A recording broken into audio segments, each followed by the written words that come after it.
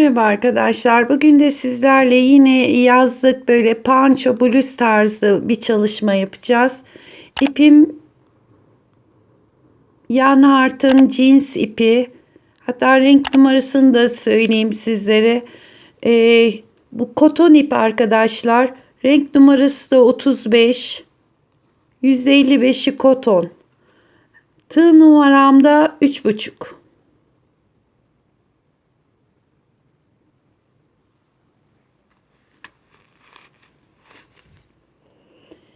Önce böyle ben bir parçasını hazırladım. Bir parça da sizlerle beraber hazırlayacağız. Kare bir parça hazırlayacağız. Hanım dilendi, bey beğendi modelinden. Şu şekilde.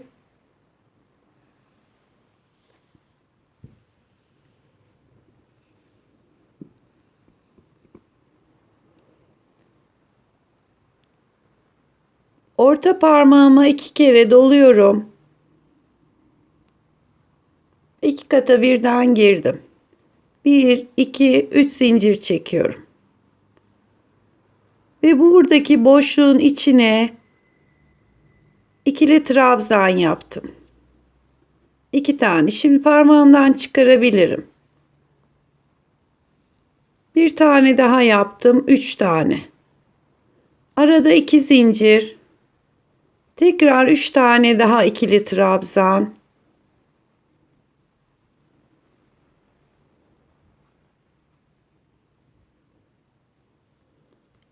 İki zincir.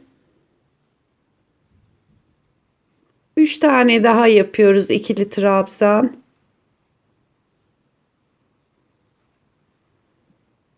Bir, iki, 3 tane oldu. 2 zincir. 3 tane daha ikili trabzan.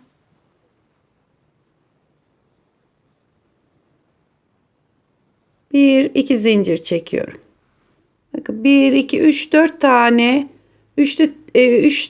ikili şerli trabzanlarımız var. Şimdi bu halkayı kapatırken önce şu ipimi bir çekiyorum. Bakın şu üstteki ip. Daha sonra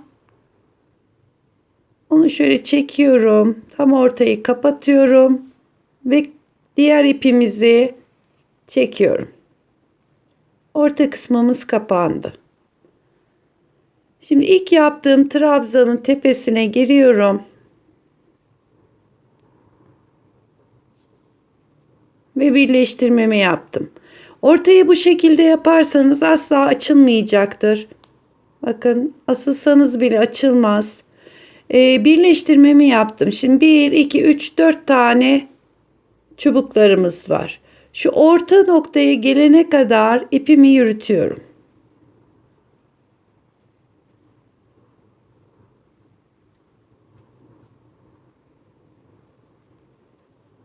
Üç tane zincir çekip yukarı çıktım. Şimdi bu ilk boşluğun içine önce 3 tane ikili trabzan, 2 zincir, tekrar aynı boşluğun içine ikili trabzan,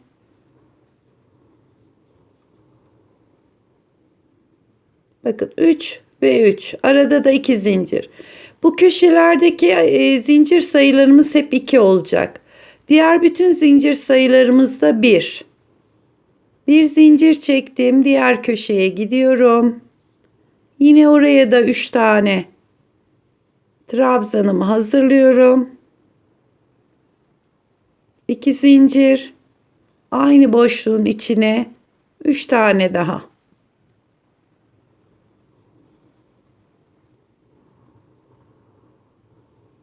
Arada bir zincir, diğer köşeye geçiyorum.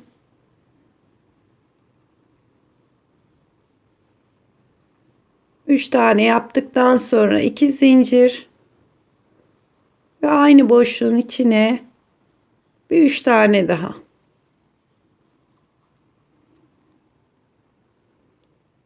Şimdi diğer köşeye geçerken arada bir zincir ve bu köşeye geldik. Önce 3 tane, 2 zincir ve aynı boşluğa tekrar 3 tane daha.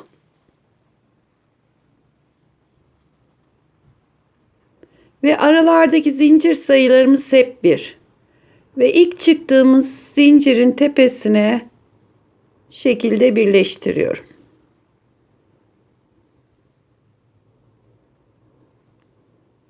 1, 2, 3, 4 tane köşemiz var. Şimdi yine orta noktaya kadar ipimi yürütüyorum. Eğer bunu yürütmezseniz arkadaşlar burada da çıkabilirsiniz fakat hep çıkış noktanız kayacaktır. Onun için her seferinde ilk köşedeki boşluğa kadar ipimi şu şekilde yürüttüm. 3 zincir çekiyorum. Önce 3 tane trabzanı hazırlıyorum. 2 zincir ve aynı boşluğa bir tane daha. Bakın 2 tane üçerli trabzanlarımız oluştu. Şimdi arada bir zincir, şu aradaki boşluğa sadece 3 tane trabzan yapıyorum. Yine bir zincir, diğer köşeye geldik.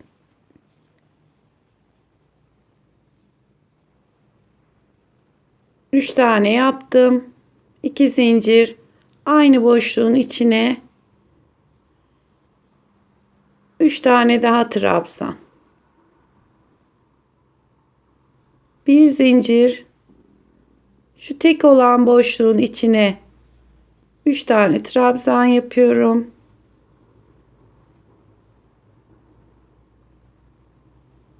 Bir zincir çekiyorum, köşe noktasına geldim.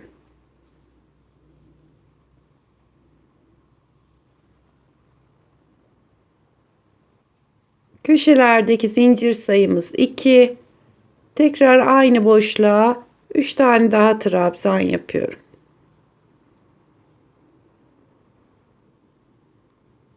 Bir zincir,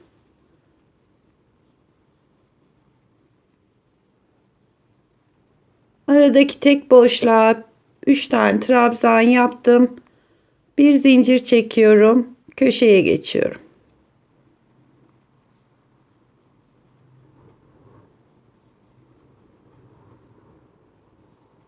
Köşelerde 2 zincir çekip yine aynı noktaya 3 tane daha trabzanımı yapıyorum. Bir zincir, tek boşluğumuz kaldı.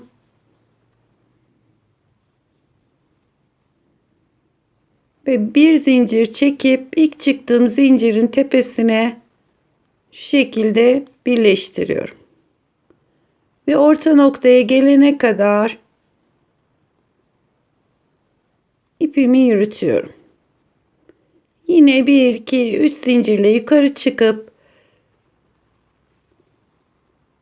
köşelerde önce 3 tane 2 zincir, tekrar 3 tane daha ikili trabzan. Bir zincir. Bakın şimdi aradaki boşluklarımız 2 tane oldu.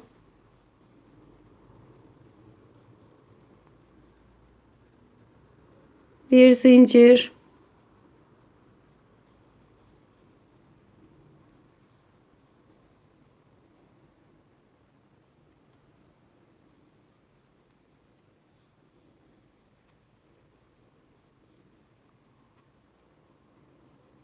Köşelerde 2 zincirle aynı noktaya tekrar yapıyorum.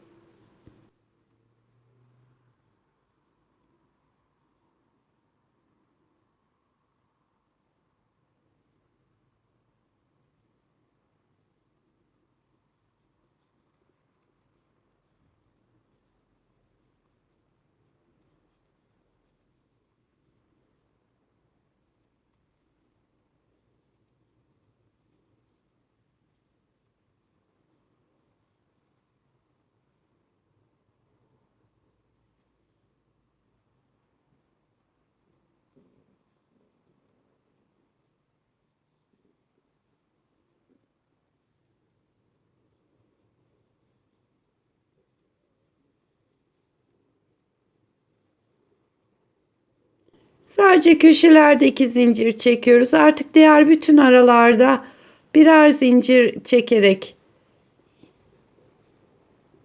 üçlü trabzanlarımızı yapıyoruz.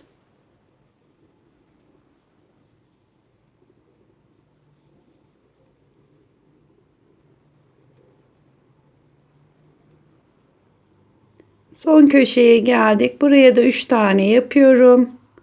2 zincir aynı boşluğun içine tekrar.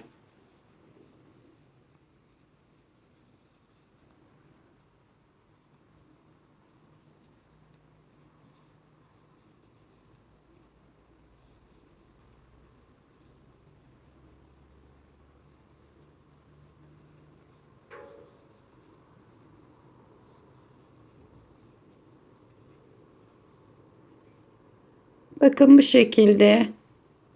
Motifimiz hep şu 4 köşeden büyüyor arkadaşlar. Şuralardan çift yaptığımız için 4 köşeden motifimiz büyüyor.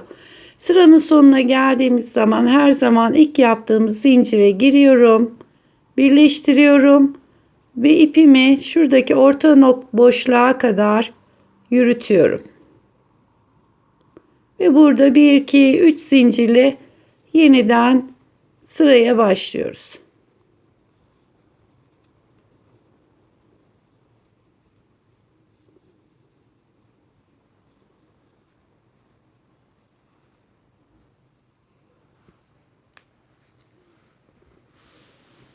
Evet, bu şekilde bakın arada bir tane vardı, 2 oldu, bir dahaki sıra 3 olacak, 4 olacak.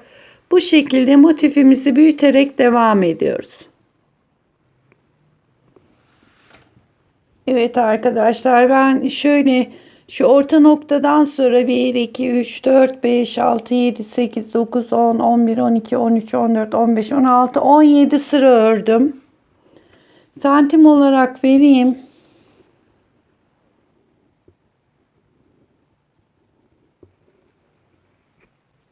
36,5 santim. Yani eni de boyu da aynı. Bundan böyle 2 tane hazırladık. 2 parça. Bunlar kollarımız.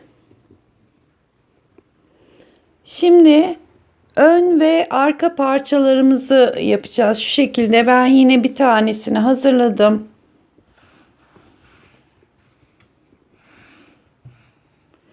Bu da bakın şöyle şu kenarı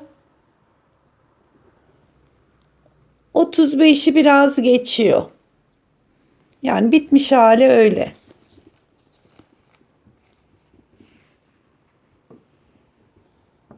Bu parçayı da şu orta noktadan başlayacağız. Şu şekilde büyüteceğiz. Şu ekranı boşaltayım da. Bu sefer 5 tane zincir çekiyorum.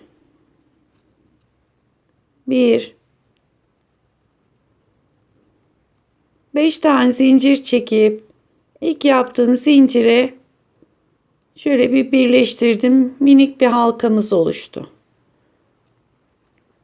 3 tane zincir çektim. Şimdi buradaki halkanın içine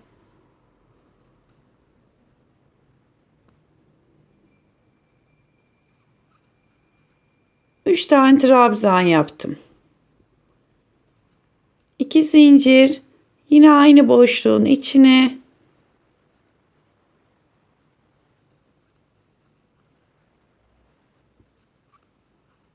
üç tane daha trabzan yaptım.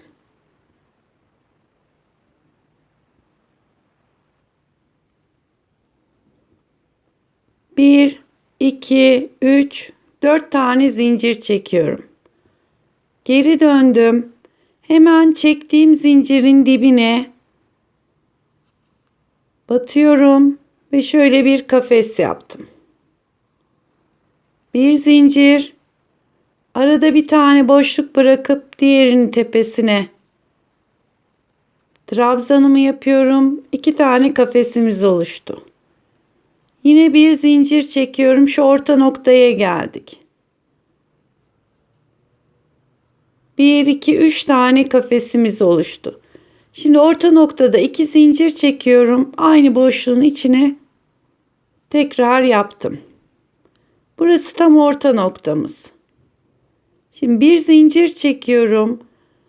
Buradaki trabzanın tam tepesine batıyorum.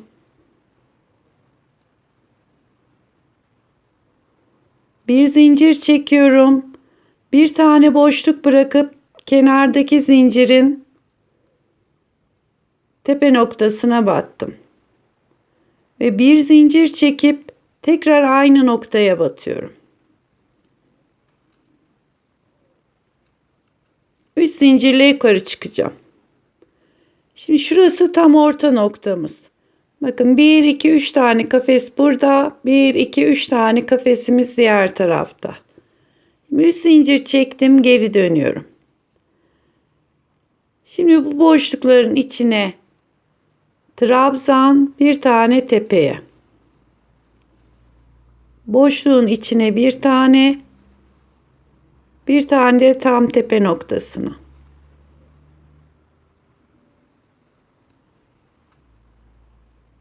Bir tane de tam tepe noktasına.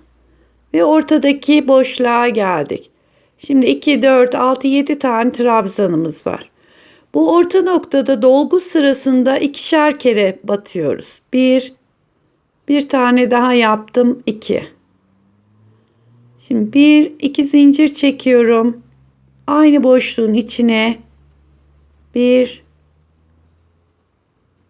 tane daha yaptım.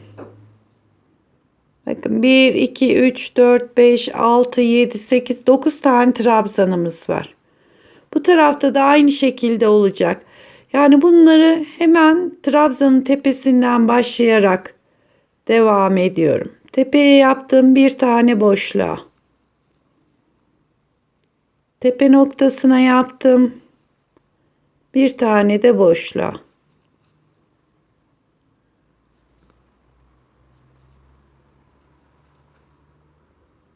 Ve kenarda boşluğa yapıyorum.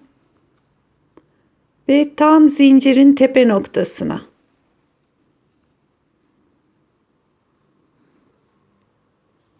Yani 9 tane bu tarafta varsa dolgunuz, 9 tane de bu diğer tarafta. Şu kafes sırasında köşelerde hep artırma yapacağız. 1, 2, 3, 4 tane zincir çektim. Geri dönüyorum. Hemen çektiğim zincirin dibine. Bir tane kafes yaptım. Bir zincir, bir tane boşluk bırakıp diğerine. Yine bir zincir.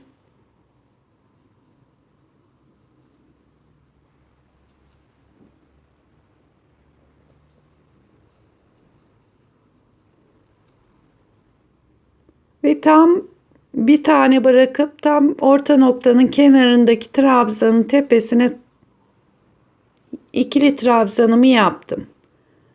Şimdi yine bir zincir çekiyorum. Tam boşluğa geldik. Oraya bir tane trabzan yaptım. Bir, iki tane zincir. Boşluğun içine bir tane daha.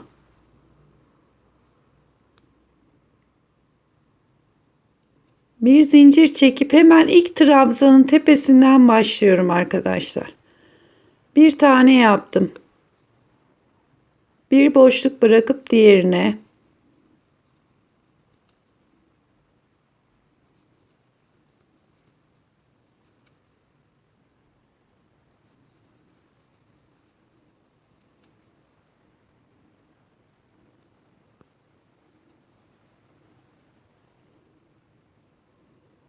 Ve sona geldiğimizde de yine bir zincir çekip aynı noktaya tekrar batıyorum. 1, 2, 3 zincirle yukarı çıkıyorum. Bakın 1, 2, 3, 4, 5, 6 tane kafesimiz var. Şurası orta noktamız. 1, 2, 3, 4, 5, 6 tane de diğer tarafta.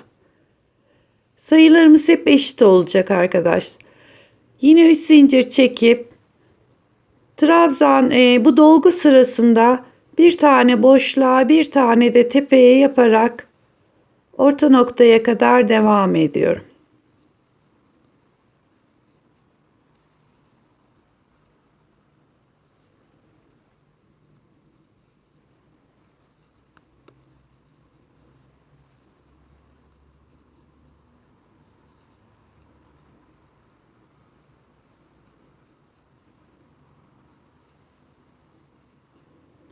Şimdi tam orta noktaya geldiğimiz zaman dolgu sıralarında 2 tane yapıyoruz.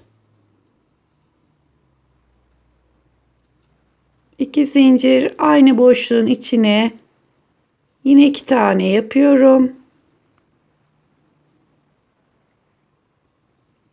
Ve ilk trabzanın tepesinden başlıyorum dolgularımı yapmaya.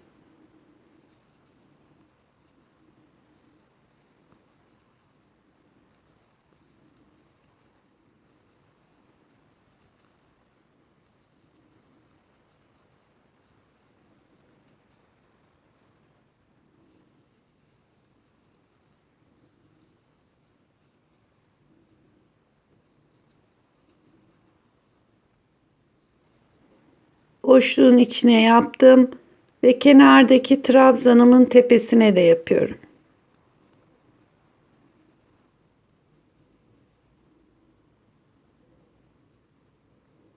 Bir, iki, üç, 4 zincir çekiyorum ve geri dönüyorum. Kafes sıralarında hemen köşede de bir artırma yaparak devam ediyoruz.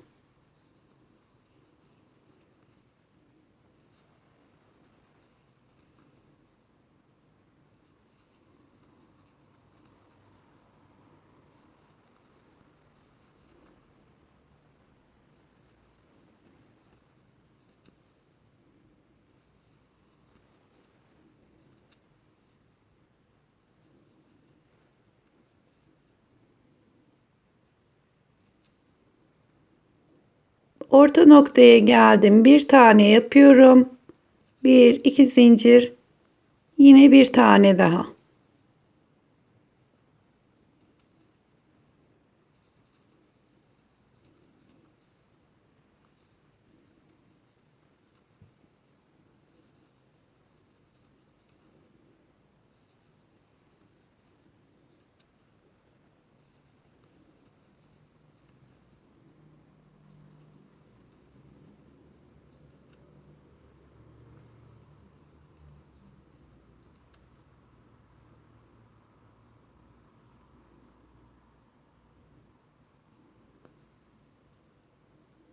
Kenara geldiğimde sondaki zincirin tepesine yaptım. Bir zincir yine aynı noktaya tekrar yapıyorum.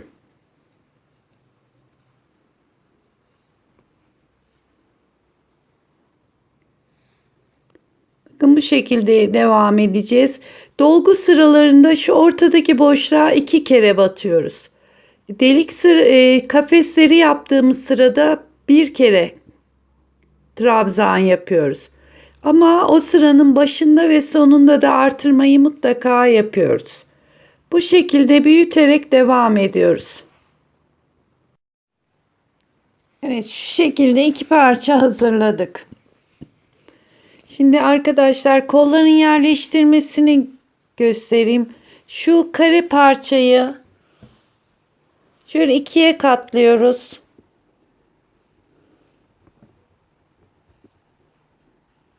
Bu tarafın. Diğer parçayı alıyoruz. Şöyle kol şeklinde 2'ye katlıyoruz. Ve şuraya koyuyoruz. Diğer bir parçamız da şu şekilde. Şimdi eklerken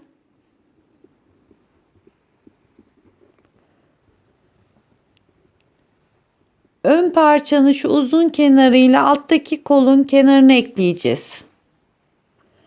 Üst parçayla da diğer üst parçayı. Aynı şekilde burayı da öyle. Bakın şu alt kısmı uçları birbirine gelecek.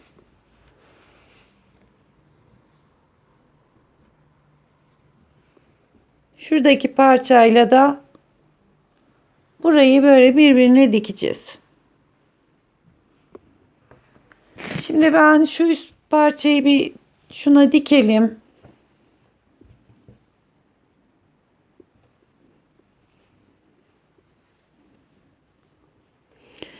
Dikmeye başlarken kolda iki tane kafes bırakıp şuradan başlayacağız. Yani şunun uç noktasıyla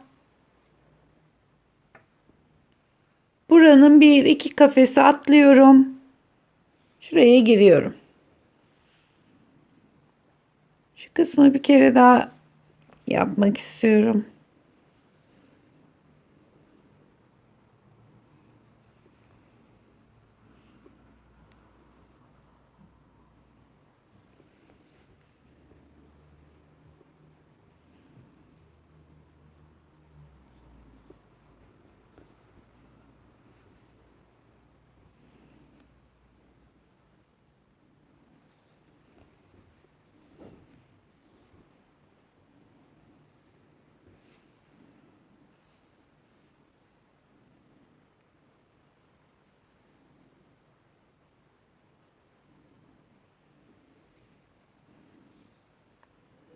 Evet, bu şekilde şöyle birer tane kenar dikişlerini alarak buranın dikişini tamamlayacağız.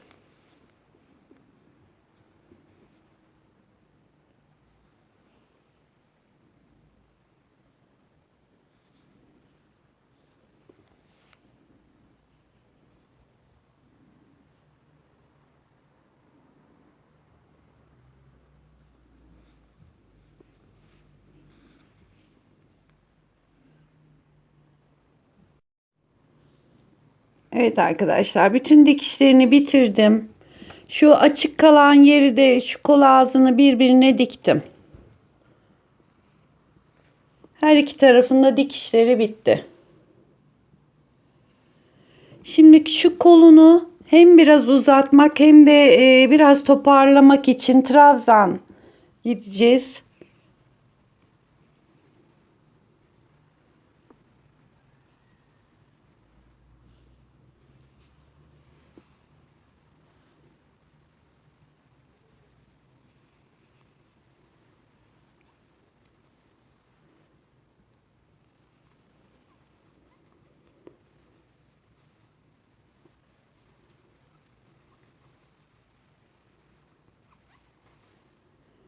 Şimdi dolguların tepesine iki tane yapıyorum. İlk sırada böyle bir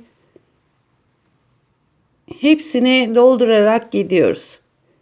İki tane boşluklara yapıyorum. İki tane de şu tepe noktalarına.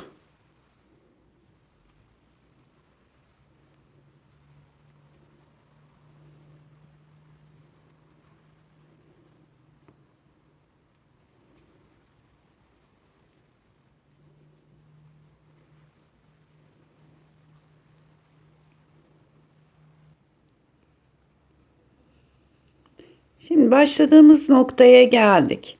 Şurada şöyle bir birleştirme yapıyorum. 3 zincirle yukarı çıktım. Şimdi 1 2 3 4 5 6 7 tane trabzan yaptım. 8 ve 9'u birlikte alacağız.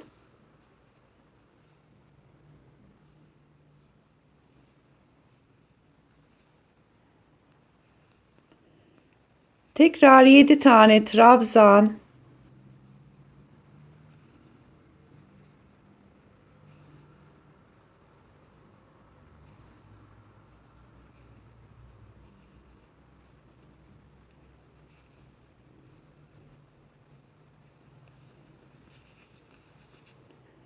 Sekizinci ve dokuzuncu trabzanları şöyle birlikte toparlayacağız. Yani buralarda birer tane trabzan azaltmış oluyoruz. Sonuna geldim. Sonunda 2, 4, 5 tane trabzanım kaldı ama e, keserek bitirmek istiyorum. Yani şöyle ikisini bir aldım. Sayımız öyle denk geldi. Şimdi yine birleştirmemi yapıyorum. 3 zincirle yukarı çıktım.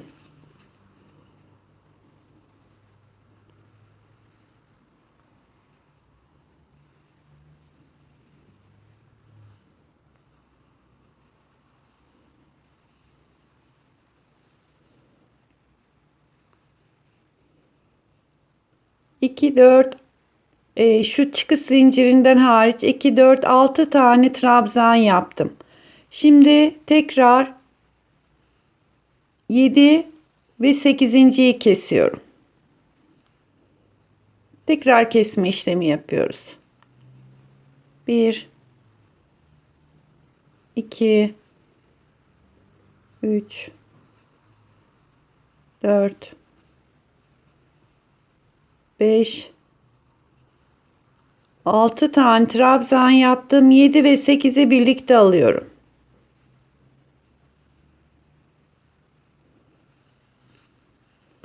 Bu sırada da 6 tane trabzan, 7. ve 8.'leri birlikte alıyoruz. Sıranın sonuna geldik. Bu sefer arada 4 trabzanımız kaldı. Yine şu ikisini birlikte alıyorum.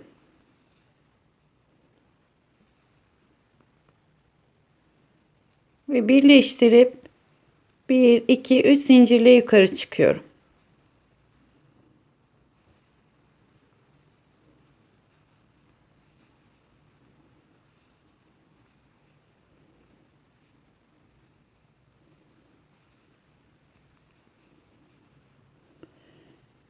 Bu sefer 2, 4, 5 tane trabzan yaptık. 6 ve 7'yi alıyoruz birlikte.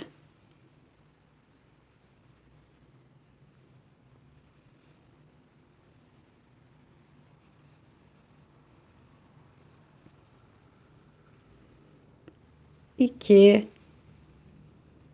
3, 4, 5 tane trabzan yaptım. 6. ve 7.'yi birlikte alıyorum.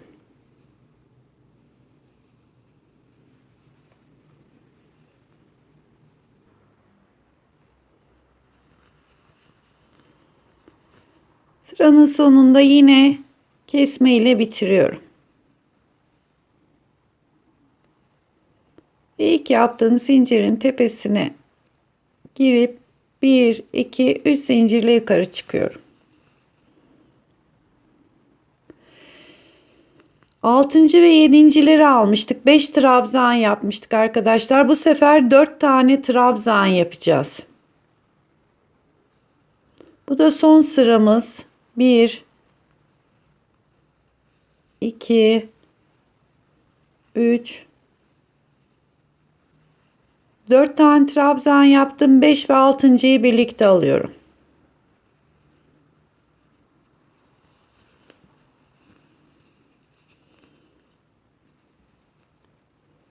Bir, 2, 3,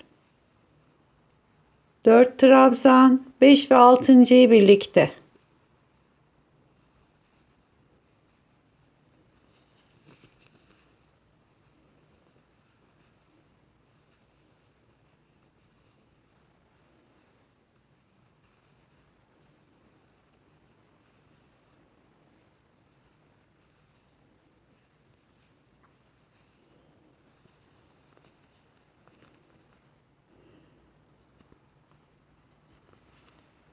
Sıranın sonunda yine son 2 taneyi şöyle birlikte alıyorum. Ve ilk yaptığım zincire birleştirip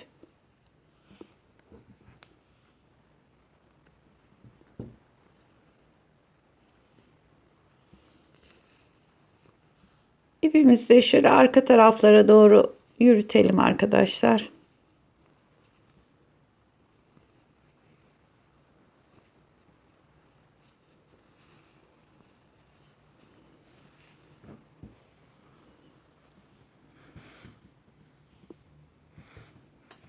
Bakın şöyle kolu ağzına 1, 2, 3, 4, 5 sıra trabzan yaparak şöyle hafiften uzattık. Şimdi dileyen bunu bu şekilde kısa olarak kullanabilir. Ben şimdi birkaç sıra bunu uzatmak istiyorum.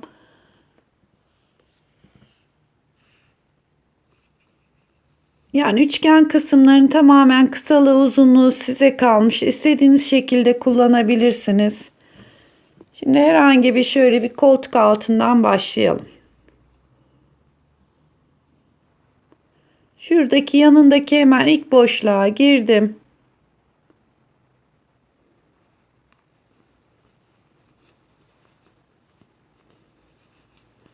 Hatta şu dolgudan başlayalım da birleştirmemiz kolay olsun. 3 zincirle yukarı çıktım. Bakın şuralar kol altı tam. Şimdi buradan buraya geçiş yapacağız. 2 3. trabzanımı çekmiyorum. Şu karşı taraftaki dolguya şu kenara geçtim. Şu arayı birlikte çektim. Ve buraya şu şekilde bir birleştirme yaptım. Şimdi bir zincir, yanındaki boşluğa 3 tane, bir zincir, şu aradaki dolguyu atlıyorum.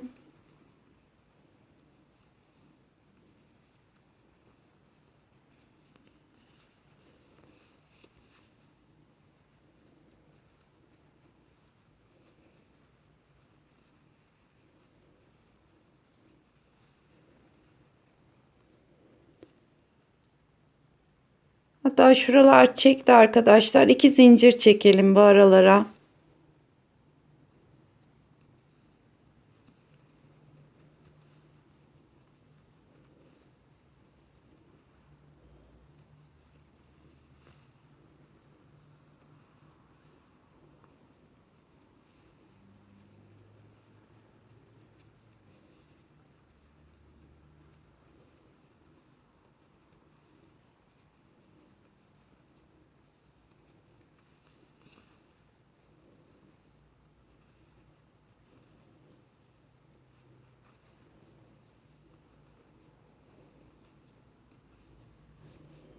Şuradaki orta noktaya kadar devam edelim.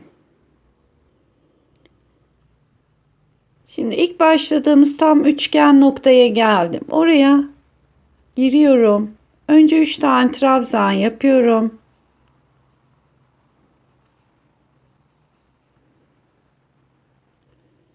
İki zincir çekip yine aynı noktaya 3 tane daha.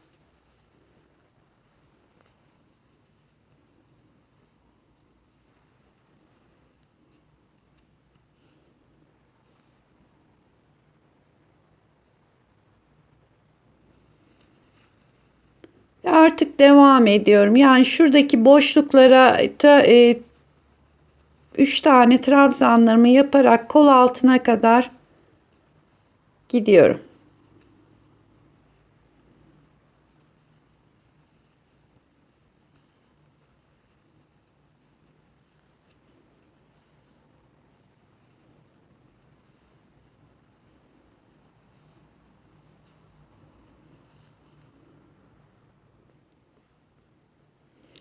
Şimdi diğer kol altına geldik. Aynı şekilde onda da önce şurada 3 tane yapıyorum bu taraf. 2 tane yapıyorum.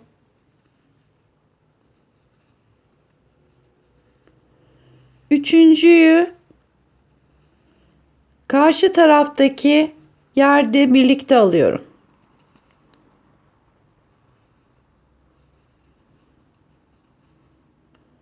Ve 2 tane daha yapıyorum.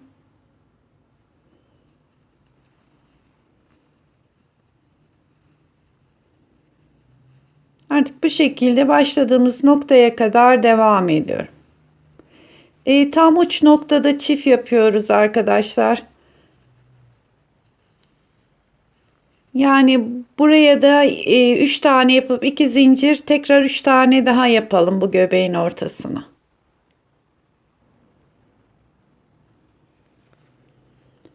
İlk başladığımız noktaya geldik. Hemen ilk trabzanın tepesine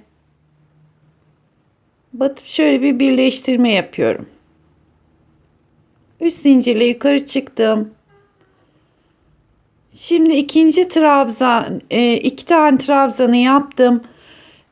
Pardon, ikinci ile karşı tarafın trabzanını birleştiriyorum. Ve şu boşluğa bir tane yapıyorum. Şimdi yine 2 zincir. Aradaki boşluklara devam ederek gidiyorum. Yani şu koltuk altında şöyle bir birleştirme yapıyoruz arkadaşlar.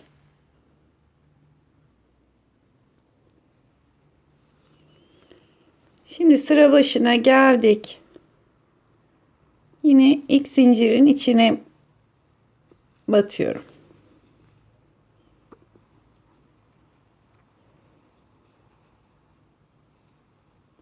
Hemen karşıdaki yere geçtim. Bakın şurada şöyle bir birleşme oldu. 2 zincir çekiyorum.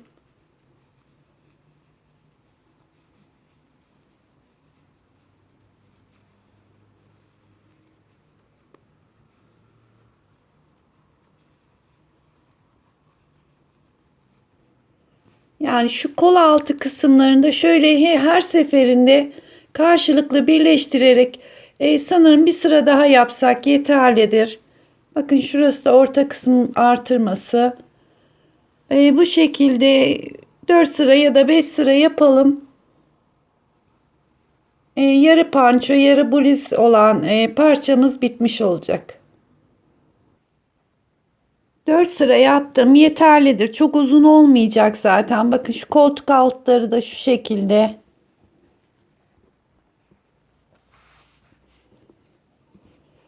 Şimdi şu uç kısımlarına püskül yapacağız arkadaşlar.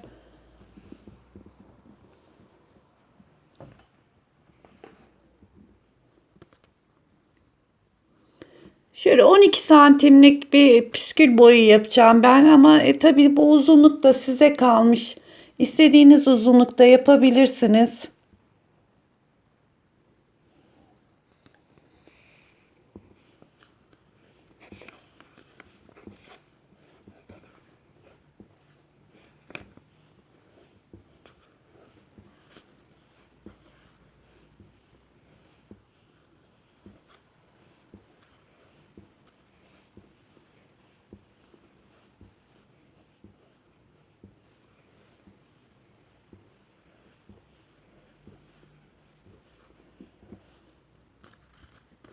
Bence bu yeterlidir.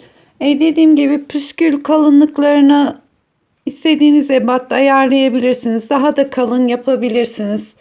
Önce şöyle bir bağlamak için ip ve bir tane de ucunu toplamak için şöyle şu kadar bir ip kestim. Şu aradan giriyorum. Şu tepe noktasına bir tane düğüm atıyorum. Daha sonra yeniden aynı noktadan geçiriyorum. Yani şuradaki düğümü biraz sağlamlaştırmak istiyorum.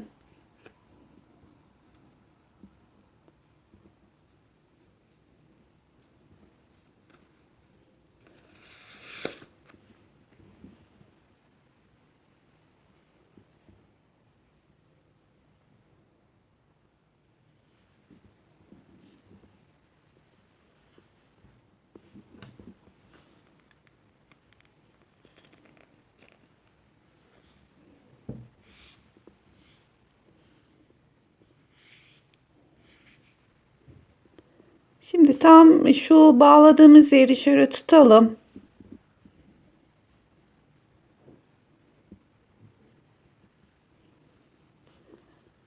O kısmı şöyle birkaç kere sararak top şeklinde Şu kısmı orayı sabitliyoruz. Daha sonra şöyle yaptım.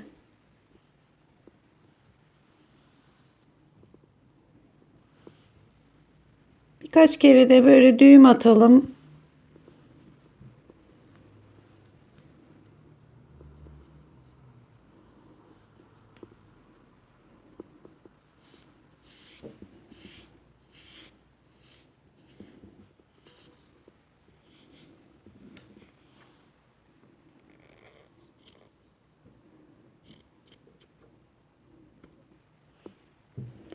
Evet, püsküllerimiz de hazır oldu.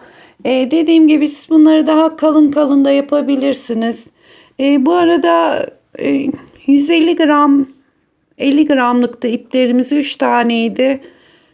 Yaklaşık burada bir 30 gram kadar var. Yani 150 grama yakın ip kullandık. Ve bunları da arkadaşlar, bu tamamen sizin zevkinize kalmış. Yani böyle istediğiniz kadar hazırlayıp şu noktalara ben takmayı düşünüyorum.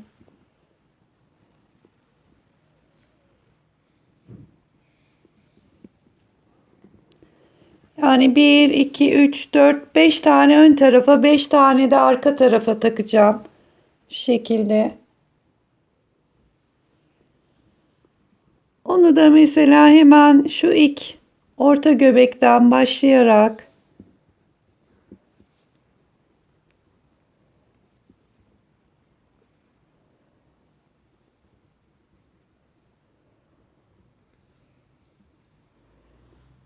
ve o yaptığımız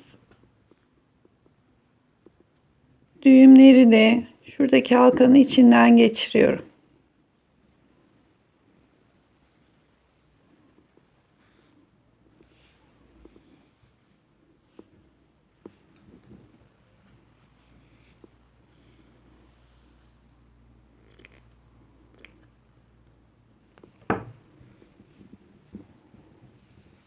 Evet, bu şekilde püsküllerimizi de takalım.